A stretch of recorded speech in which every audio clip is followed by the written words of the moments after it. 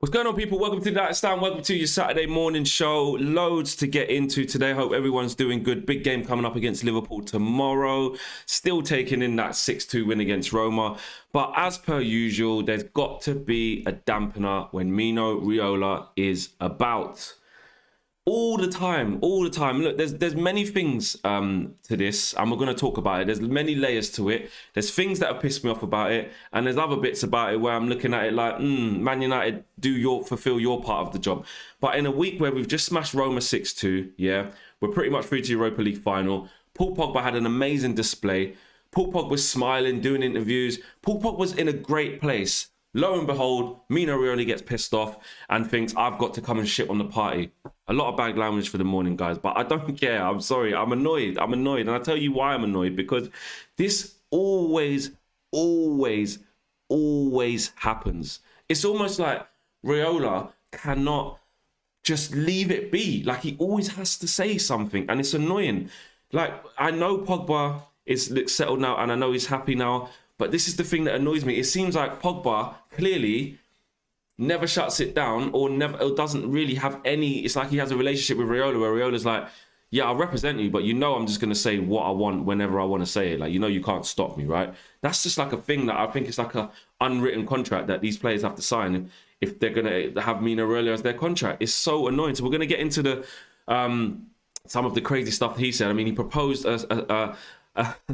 imagine this. He proposed a Pogba swap for Eden Hazard. Now, there is a bit of context to that, so I will give it. But it's just the fact that he's just always looking for something, and it's just so annoying. We've got Pogba settled. Pogba's happy. He's smiling. He's playing arguably his best football. Pogba's playing arguably his best football in the United shirt right now in a crucial run-in. And then we get this. So we're going to go into that. We're going to talk about Pau Torres as well. Apparently, Man United are in advanced talks to sign Pau Torres, 24-year-old from Villarreal, who's playing very well at the moment. He's receiving a lot of praise. We're going to talk a little bit about that. Obviously, the Cavani situation developed as well overnight. We're going to talk a little bit about that and the Liverpool game. But let's get straight into this Mino Raiola situation. Now, these are some of the quotes if you lot don't know what he has said. He said, it is a question to ask Madrid. At one time, so this is the question was probably, is Paul Pogba going to leave Man United, etc. You can kind of guess the context on that. And this is reported from AS. It says, it is a question to ask Madrid. At one time, Pogba felt a lot of love and trust from United, and there were several other clubs. He said later, it is very difficult for United and Madrid to understand each other for a great transfer because strong clubs do not want to sell strong players to other clubs. So, this is what is important to do. One thing is being annoyed at Raiola, like just in general, because he talks shit and he's always running his mouth. That's one thing. But then the other thing is to actually decipher what he's saying and break it down so that you can actually not get too angry. So I'm kind of being a bit hypocritical, but hear me out. So if you read between the lines of that bit where he says it's very difficult for United and Madrid to understand each other for a great transfer because strong clubs do not want to sell strong players to other strong clubs. He's basically saying that a move will be difficult to happen because Man United don't want to sell him. They don't want to sell their best player, arguably their best player, to Real Madrid. Do you know what I'm saying? For a player to move, there needs to be a buyer, but more importantly, there needs to be a seller. Do you know what I'm saying? So I think you need to read in between the lines of that. He also goes on to say, and this is where it gets a bit nuts, and he uses it as an example. He says, and if tomorrow Madrid wants to make Hazard Pogba change, it's just an example, and if all four parties like it, why not? So he's being a bit tongue-in-cheek there. So he's not saying that will happen. Of course he's not. Even I can admit that, and I don't even like the guy. But he's basically saying, if all parties agreed on that, then it could happen. So really, if you think about it, what he's actually saying is that everyone needs to come together to the table and all be in agreement for something to happen. So he's just being smart. And this is what I mean. You're not even giving us news, Raiola. And that's why, to be fair, maybe I shouldn't be getting pissed off, but that's what actually angers me more about this. He's not actually giving us news. He's regurgitating stuff that we basically already know. He's basically telling us that for a player to be sold, that everyone needs to come around the table. Everyone needs to be on the same page. Everyone needs to agree. Well, we know that. And hypothetically, if Real Madrid did say to Man United, would you swap Paul Pogba for Eden Hazard? And Man United went, actually, yeah, we will. Then the deal would happen. Cool, but never in a million years are we gonna swap Paul Pogba for Eden Hazard. I will go on record now and risk it getting clipped for months and years if that deal ever happened. There is no way in hell we would swap Pogba for Eden Hazard. Never gonna happen. Why are we gonna swap Paul Pogba for Hazard, whose his dream was to go to Real Madrid? He's just had injuries. Who arguably, yes, Paul Pogba is playing on the left wing, but we need him playing centrally and influencing the game properly. Why are we going to let him come to the left wing and stop Rashford playing there and put Rashford on the right where he's not even playing well? It's just, I don't even know why I'm discussing it. It's not going to happen, especially with the injury record that Hazard has had since he's left to go to Chelsea. It doesn't look like the same to go to Real Madrid. It's actually quite sad. I really like Hazard as a player, but since he's gone to Real Madrid, obviously it hasn't worked. He's not going to be in the shop window. He hasn't had a season and a bit at Real Madrid, or nearly 2 years now, right? For Man United to go, I tell you what, he's looked good. Let's get him in. Do you know what I mean? If they were, it would have been more believable if he would have used an example of say they want to put Varane plus a bit of money or something, because we actually do need a centre back. And do you know what I'm saying? Varane is actually at the top of his game, unlike Hazard. So, yeah, it's not even really a disrespect thing on Hazard, but it's just basically showing what shit Mino Raiola is talking. Do you know what I mean? And how you got to read in between the lines of it. He also goes on to say, so when asked about Pogba moving to Real Madrid was possible, he says, I don't know. I think that nothing is impossible. Again, of course, because if all of a sudden, which is very unlikely, Man United turn around and went, oh, you know what? We do want to sell Paul Pogba. We don't want him anymore. If that was to happen, then obviously there'll be takers, and one of those takers would be Real Madrid. So technically, it's not impossible, but football depends on the day, as it is, and you have to be flexible to think of all the possibilities. So all this is Mino Raiola doing what Mino Raiola does. There was another bit that I wanted to bring to you guys as well, and basically he was saying that Pogba wants to win the big trophies. You know what I mean? He wants to win the big trophies, and the big trophies, if it can be offered to Paul Pogba at Man United, then maybe he'll stay. That's basically what he's been saying, and that for me is an interesting point, because that's where Man United come into it. We've got to do our bit. We've got to convince Paul Pogba, right, that this is the place for him to be. Now, the way we're finishing the season and the way he's playing, and how consistently he's playing right now, could feed into that. Finish second in the league, 10 points behind City, show Paul Pogba that we're going to invest in the squad and get better this season, for next season, win the Europa League. I think it could pacify Paul Pogba for a little bit. I think it can give him enough incentive to stay. If we would have been out of the top four this year, no Champions League football, and not won anything, and I know we still might not win anything, but depending how it goes, if that would have been the case, Paul Pogba would have had more reason than ever to just keep wanting this Real Madrid thing. We know that, he also says, I'm not going to kid you, for Pogba, playing at Madrid was always a really attractive option. We know that because of Zidane too. He's Pogba's childhood hero. It don't take a rocket science to work out why Paul Pogba would want to play for Real Madrid. You know, instant challenging for La Liga every year with a very high chance of winning it. Might not do it this year, but it's tight. They're in the running. Look at the Champions League success that Real Madrid have got under Zidane. 3 back-to-back Champions Leagues, unbelievable. He wants to be competing for that. So and Zizou, do we even need to talk about Zidane as a French footballer and what he means to other French footballers, especially in that position? You know, Zidane's a god. Zidane's a footballing god. Zidane can put on boots now and still go kick ball against certain teams. So listen, I get that, but this is where Man United need to come into it. This is where it comes into it as well. He basically says that what's really important is what Man United want. What's really important is what Man United want. What project they are proposing for Paul. Pogba has always been interested in winning the Champions League titles as well. That is his objective, and we'll see if that's possible at United, but to stick the boot in, or at another other big European clubs. So, like I said, he's being Mino Raiola. That's what he's doing. And he's not being anything different. So really, we shouldn't be surprised by what he's doing. Christian Lin says, I say we go for Grealish, another creative midfielder on the left, and let Pogba go. Grealish would never pull these PR stunts. He wouldn't, but right. This is it though. I do want to defend Paul Pogba a little bit. And I know there's going to be some of you at home that will say, nah, Flex, this is indefensible. this is inexcusable because this always happens. But I do want to kind of back Paul Pogba a little bit, because he's doing the business on the pitch.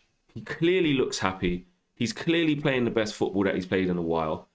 And so again, if you've got the Pogba agenda, your thing is going to be he's doing it to get a move. But I don't think that. I don't think Pogba's been unprofessional. Pogba doesn't down tools. He loves football. The problem is that he can't get hold of this agent, which I do agree with. So is Paul Pogba pulling a PR stunt?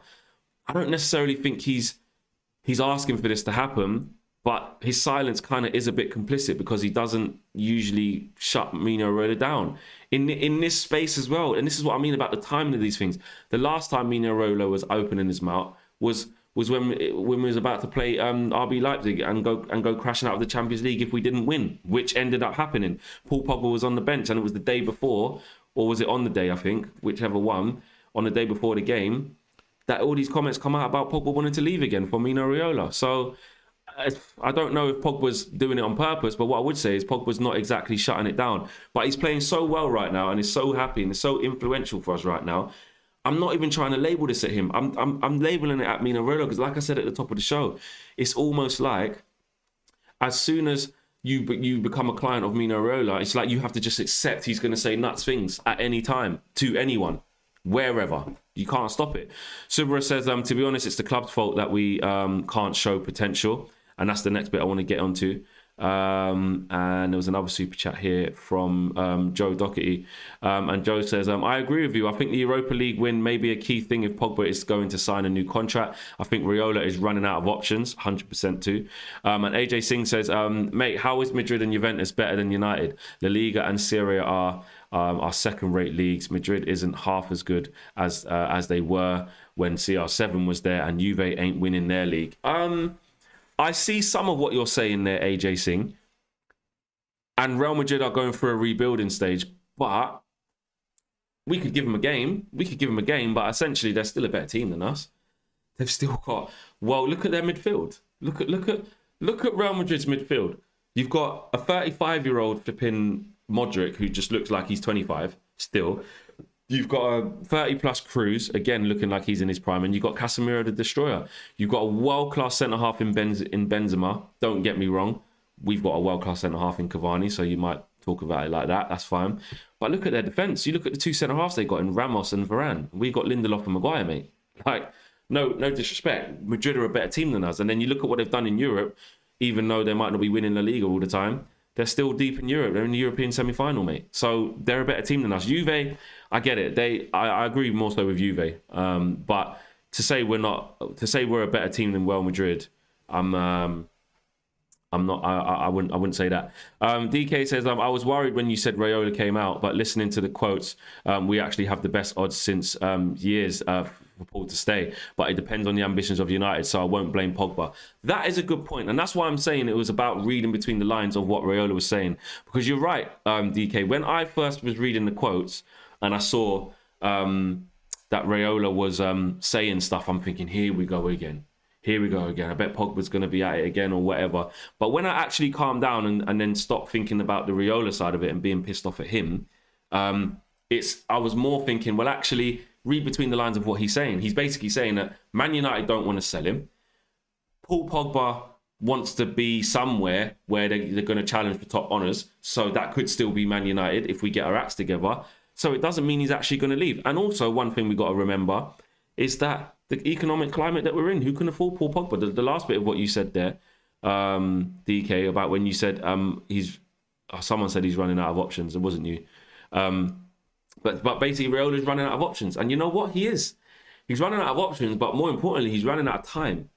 He's running out of time because we're coming to the end of the season. There's been no fans for the whole of the season. Can Real Madrid afford him?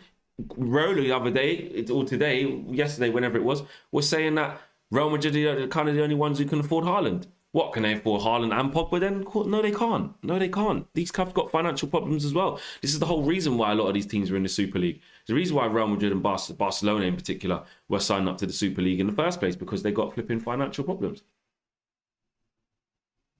So I'm not really sold on that. I'm more looking at the comments, right? And the more I deep it is, the more I think to myself, you know what, Man United, this is where we have to show Paul Pogba what we're on. Now, look, there's going to be some of you who say, F Paul Pogba, mate, like it's Man United, he should want to play for the badge. If you want to be here or you don't, and if you don't, F off. That's one way of looking at it, but you also have to understand the responsibility of the club to persuade somebody to work for you. Like, it's no different to having a normal job, right? A company. There's going to be reasons why you want to work for that company or reasons why you wouldn't. And it's down to the company to show you that. When they put out a job spec or a JD and you read it, it has to entice you, not just the role. You can't just say, we're a big company and we got loads of followers or we got loads of global partners. Yeah, okay, but what does that mean for me? You know, how does that help my career? Oh, you've got chance to, you know, one of the things you want to look at when you look at a job description is what's the progression like? What can I progress to? How do I move up the ranks?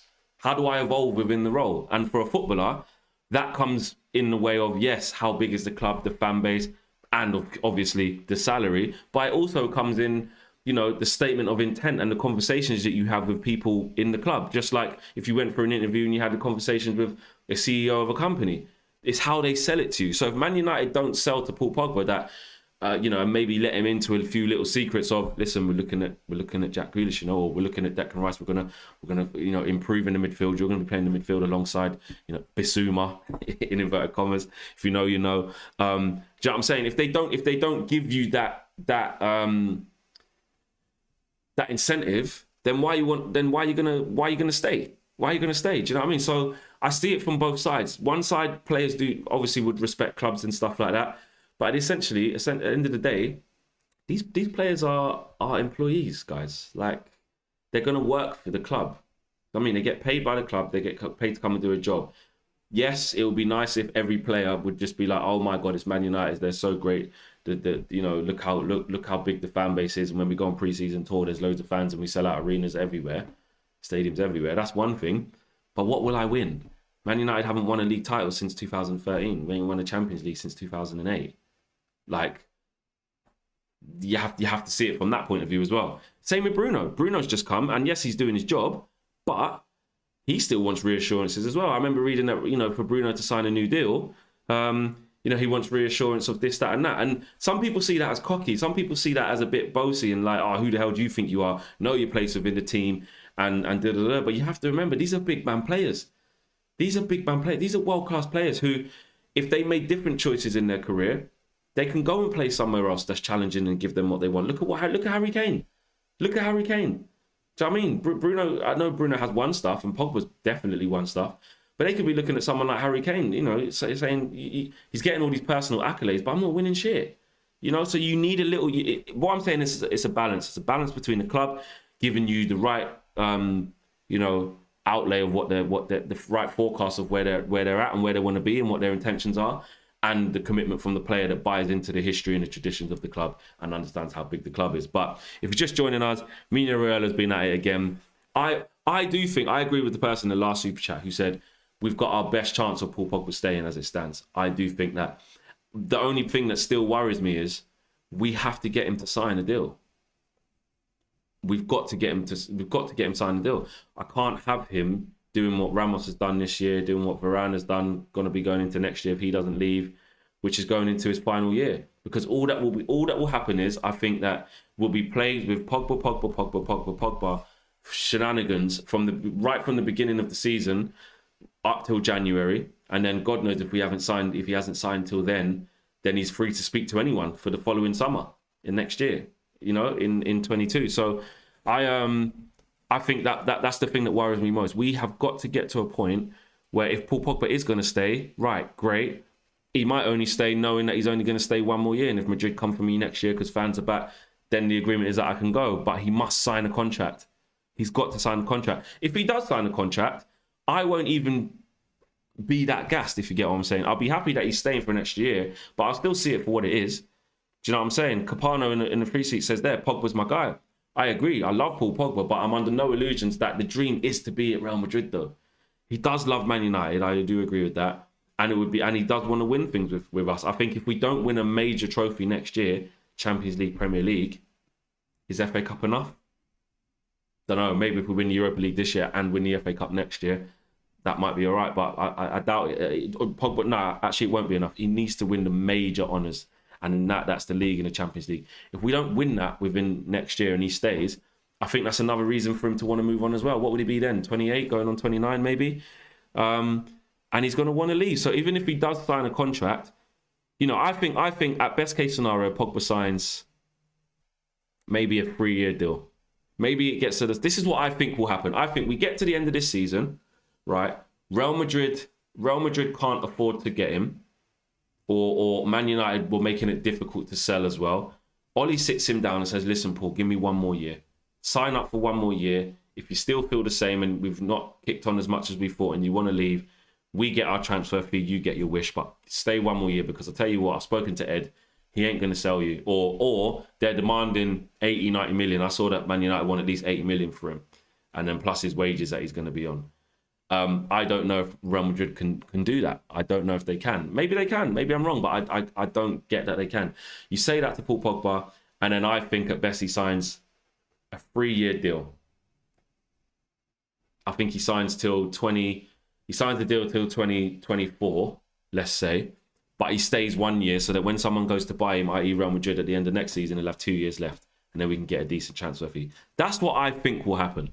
I could be wrong. I could be completely wrong. God knows what this club's going to do. We don't know at the best of times.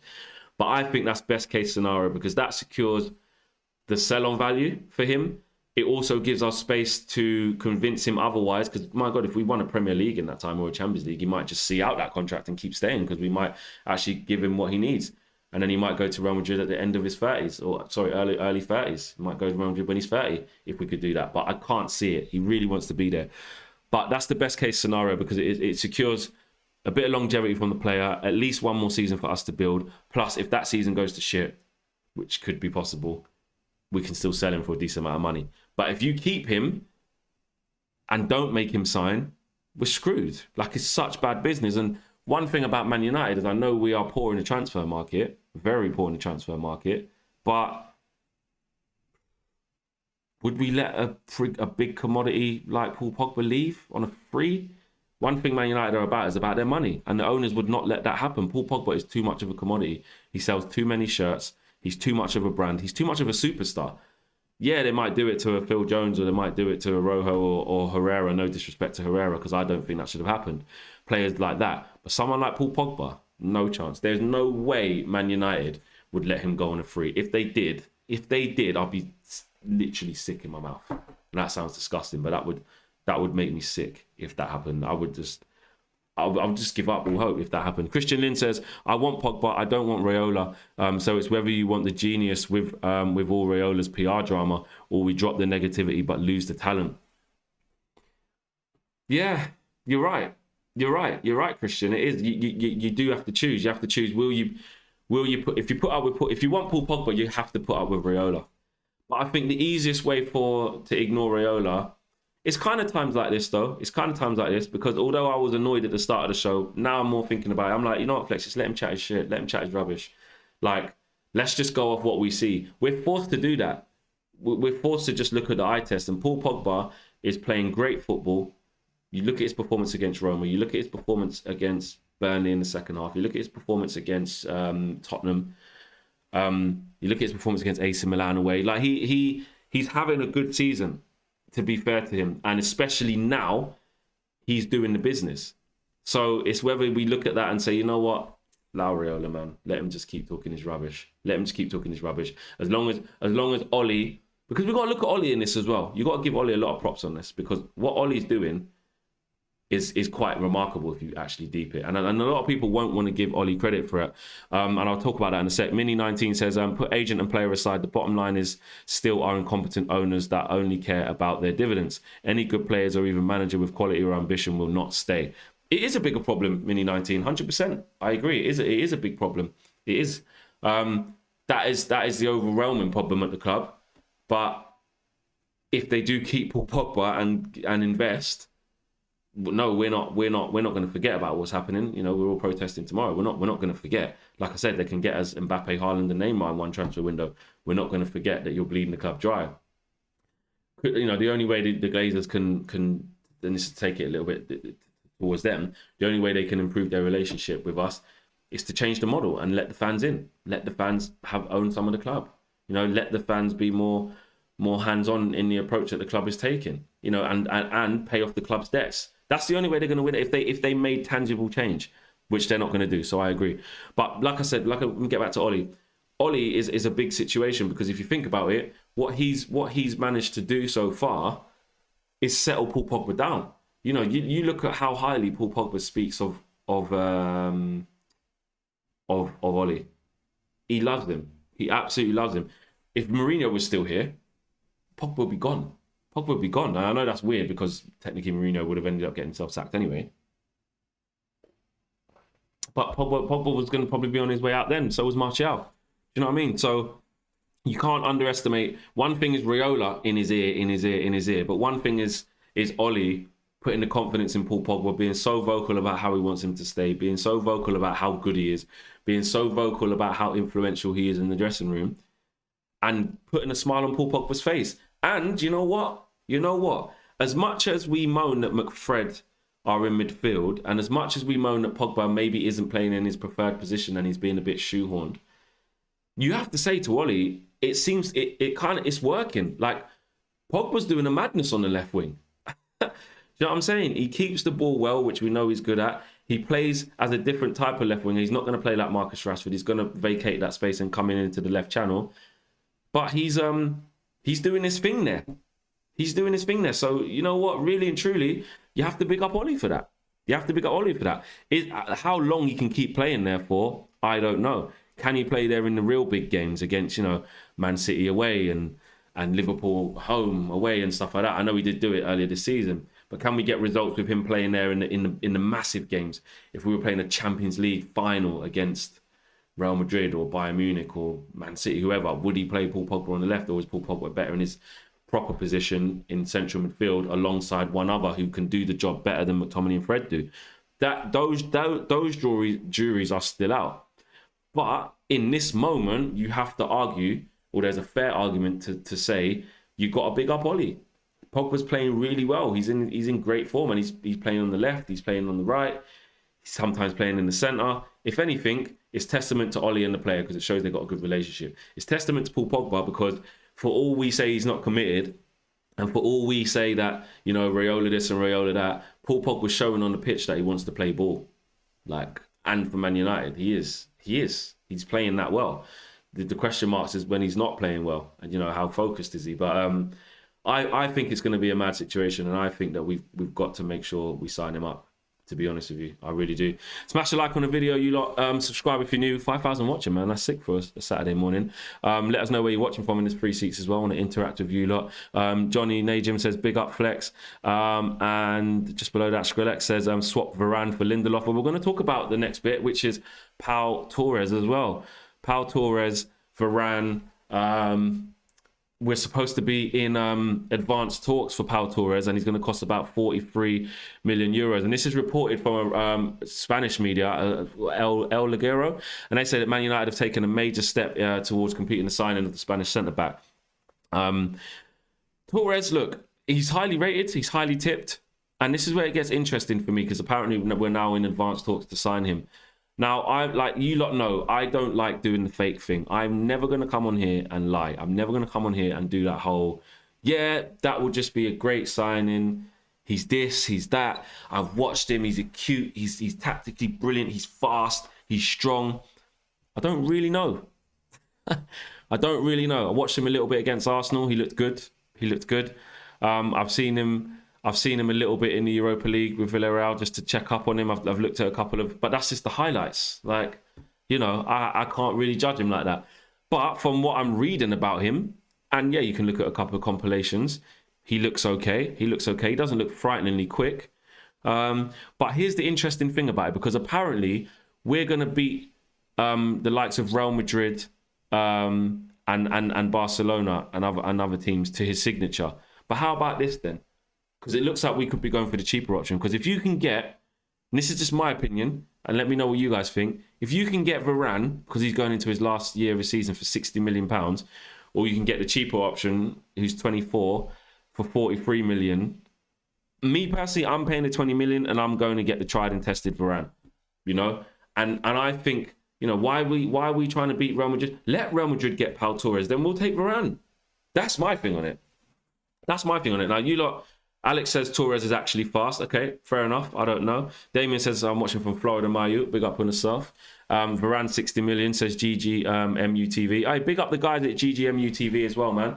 Big up Test and big up man like Ruben. Check out their channel. They're doing good things. I went on there the other day as well, man. Big them up. Also, I like I said, I would go for Varane. And what this seems like we're doing is, again, going for the cheaper option. Now, look, if he ends up at Man United, again, I don't know loads about the player, so I'll be behind it. I will judge with my eyes as I see him. I won't have that agenda of, nah, man, he's shit, I don't want him. Like, I will trust in it. I'll have to. But if I'm deadly honest with you, this seems like just a cheaper option. What? Varane is there. World class. Tried and tested. Yes, you can always argue the thing about what happens when you come to the Premier League. Like, it's different when you come to the Premier League, isn't it? Like, just because you do it in La Liga, it doesn't mean do it in Premier League. But there's certain players, though, you know can play in Premier League. Like, if Sergio Ramos come Premier League, he'd be unbelievable. Look at Thiago Silva. He's got a fag in his mouth. Sitting there with a cigar, chilling, centre-half, Thiago Silva is. Played at PSG for ages, AC Milan and that. So, you know, there's a certain level there's a certain calibre of centre-half that you know they can come and play in the Premier League. And Varane, I believe, is one of them. He's won everything there is to win, pretty much, apart from the Euros in football. And he would be outstanding in our back line at a centre half, 100% outstanding. So for me, I would go and get him. We're younger flex. We are building a team, says Jude DaCosta. I hear that. Varane at 27 versus Pau Torres at 24. Listen, if Pau Torres comes and proves me wrong, I don't mind that. I'm not in this to be proved right. I'm just being honest. I just feel that I want someone next to Harry Maguire who's experienced. I don't want another younger player. Do you know what I'm saying? Who has to learn the ranks. But maybe I'm being a bit disrespectful to Pau Torres. There's probably people who watch Pau Torres here week in, week out, who watch a lot of Spanish football. I can't profess to do that. I can't claim to do that. But if you do, and you know that Pau Torres is absolutely brilliant, Daz V says Torres is mint, good choice. Fair enough. So maybe I need to watch him a little bit more closely, or wait for him to get to Man United if this is going to happen and judge him then.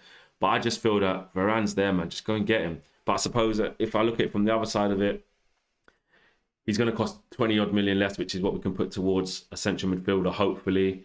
He is younger. So I can see both sides. But for me, I just think it is really weird. And also, you look at what we've done in Eric Bailly now. So look, we've already got 5 centre-halves. Who we got? We've got Rojo, we've got Jones, we've got Tuanzebe, we've got Bailly, we've got Lindelof, we've got Maguire. We've got 6. We've got 6, right? But obviously Rojo and Jones don't count. So, you know, technically we've got 4. So we've got Lindelof, Maguire, and Bailly and Tuanzebe, yeah? But think about it. Bailly's just signed this new contract, and this is what I mean about what's going to happen with him. What's he going to do? What's he going to do? Because if Pau Torres comes, he definitely ain't playing. What, we're going to buy Pau Torres for the bench?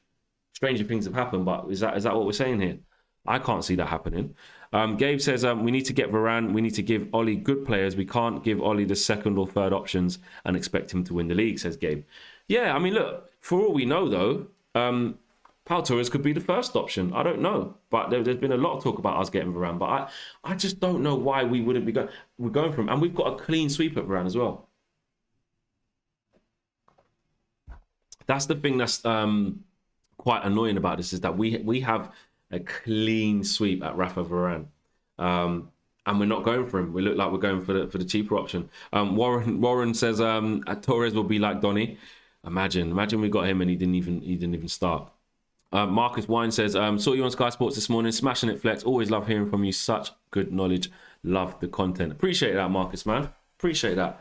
I try and do my thing. I just try and be myself, and people like it. They like it, man. That's what it's like here on United Stand. Big up. I appreciate it. I appreciate the love. Appreciate the love. But to finish off on Pau Torres, my kind of summary on that is, it seems weird that we're going for him for 43 million when Varane is there for 60 million, ready-made, tried and tested, a lot less of a risk, in my opinion. He'll be ready to go. Chris Pankhurst, very good point. Varane is French, which would please Pogba and convince him to stay at United for the right reasons. We need to win the Premier League title in 2022. Chris Pankhurst, I didn't even remember to bring that in. You know, Martial, Pogba, Varane, and you got French-speaking Eric Bailly, who's always in the French man, anyway, catching jokes. That'll be a nice little click going on there. Obviously, you want the team to be, you know, united, but you do see little kind of things. You know, you got David De Gea, Bruno, Mata. Do you know what I'm saying? Even Matic is in Pogba's little clique, though, to be fair. In fact, Pogba's infectious on the whole group. Everyone's in Pogba's clique.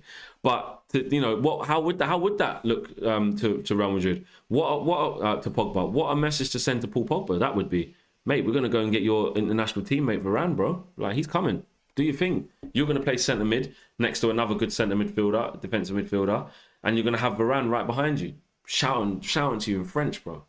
Like, that's the dream. That's the spine. Martial comes back in next year, which actually a lot of people are just, it's almost like Martial don't play for us anymore. Like, the disrespect he's getting is nuts. Like, I do agree he has to improve, and I do agree that Cavani's the best striker we have. But it's almost like the dissing on what's his name? Even I'm doing it, I forgot his name. On Tony is very nuts. I really hope he can come back strong next season, because I don't want him to be the forgotten man. We do look really good with Cavani, and I'm going to talk about him in a sec. AJ Singh says, flex, unless we're going to use, we're going for Torres because De Gea stays and Dino gets sold. Unless we're going for Torres because De Gea stays and Dino gets sold. Wow. Interesting take. I can't see it, though. I can't see Dean Henderson getting sold in a million years. I see David De Gea getting sold, though. That's another thing we haven't really been speaking about as the season comes to a close. What happens with David De Gea? I mean, I did see David De Gea. There was news probably a few weeks ago, maybe a month now, that was coming out. I think it's from David Gea's camp, basically saying that he doesn't know nothing about leaving. Like, he's relishing the competition. He wants to stay and fight for his place. He's enjoying the competition. So maybe we can see that next year. But I would be a little bit concerned if we do see that, though. De Gea and Henderson again. I know it puts us on paper in a strong position because you've got two great keepers, two really good keepers, but one on 375 grand a week and one on 120 grand a week or whatever. Nah. So what I mean, that's nearly $500,000 a week in wages on the keepers. You can't be doing that. You can't be doing that. Well, we need to fix up, and that's why this summer is massively important, because although we've got the COVID stipulations and we've got things that have happened as to why it's not a normal economic climate, we still got to get it right for ourselves. Because if we finish second and win the Europa League, like what Ollie said in his kind of hidden jab at the Glazers when I covered the presser yesterday, he was like, you know, I would like to think I'm going to get back to go up one more level. And if we finish second, going up one more level is first. So he's challenged the Glazers to say, you know, back me. Do you know what I'm saying? So we need to get this right.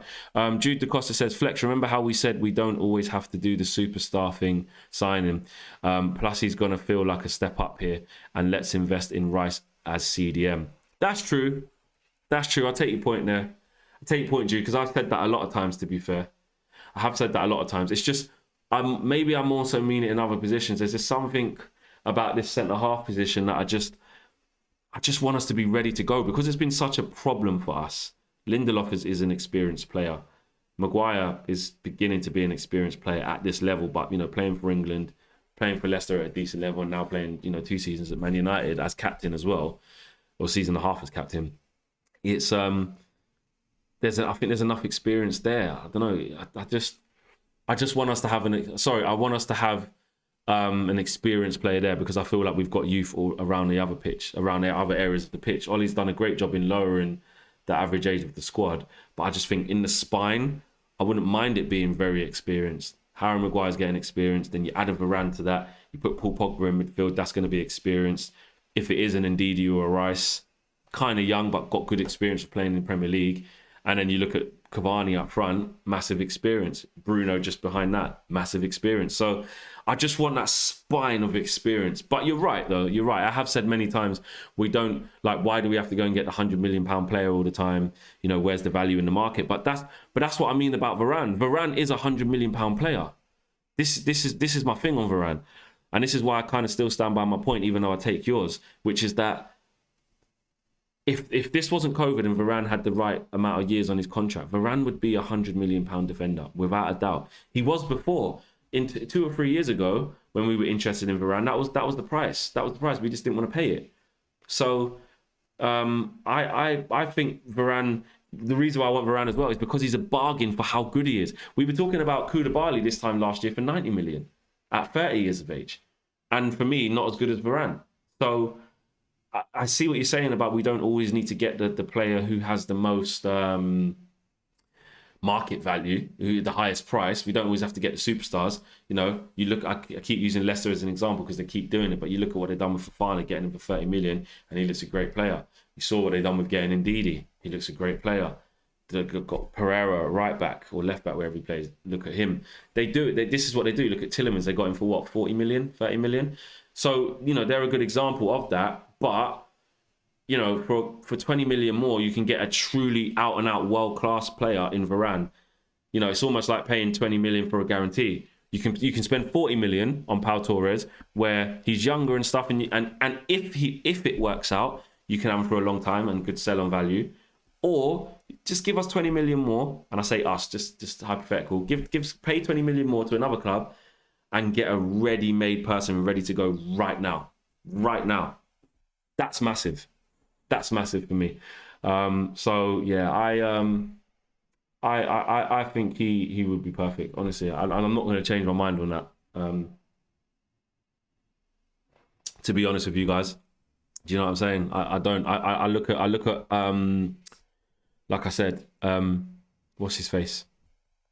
Thiago Silva at Chelsea, literally smoking a cigar, mate, chilling. Because the standard's not that good. The standard's not that good. People say the Premier League is fast and it's a great league and stuff. The standard in the Premier League is crap, I think. I think he plays rubbish football, apart from City and a lot of the time maybe Liverpool. But even that, Liverpool, they're just fit and intense. Like the main ingredient for the good football is the intensity. Like, and not even all teams do it. Apart from Liverpool and City, no one even plays at that intensity. And that's just fitness and instruction. Play with intensity. Don't arrive late to somebody who gets the ball at feet. Don't let them turn. Press high up the pitch. Intensity. Half of their game is intensity. If everyone played with that level of intensity instead of, like, you look at how many times in the Prem do you see like centre halves just passing it around the back with bare space in behind, like not in behind, around them. And I know people give City a lot of respect, and when teams play against them, they sit off. I'm going a bit off target here, but it annoys me. How many times do you see it when, you know, teams give City so much respect, sit off them, and you got like John Stones just knocking it about, you're going to come back, might punch it into midfield to Rodri, get it back. You know, even if you take out Man City and just look at other teams like Southampton or us or Chelsea, whoever it is, just the standard of football and the pace of the football is not that good. I watched Betis against Atletico Madrid a couple of weeks back. And they lost as well. Atletico Madrid lost. End to end, quality of football was brilliant. Do you know what I mean? I watched. I think it was Real Madrid against someone, and they lost as well. They drew. Same thing. Like, it's the tempo is a lot better. You know what I'm saying? So yeah, this thing of like, if he comes to this league, the Premier League is really physical, fast, and that. Listen, if Varane come to the Premier League, mate, he'd have a cigar out as well. He can play here. He really can play here. And just to finish off, the Cavani situation, I know I touched on it yesterday, but more reports coming out that he's pretty much going to sign the thing now. And I'm very happy about that. Like I said before, I've not been a big advocate of that for a long time. But as time's gone on, I've understood why that would be a really good move. So that's brilliant. That's great to see as well. And just on the Liverpool game as well, man. Tomorrow, like, I badly want to beat these guys. Like, I don't know what you guys think, but I want to see us go really strong. Maybe rest Marcus Rashford, because any reason to give Marcus Rashford a whole week off is always good. Start Mason Greenwood on the right. I want Cavani to start. He doesn't have to start against Roma. And I want Paul Pogba to start on the left. Imagine that. I want Paul Pogba to start on the left.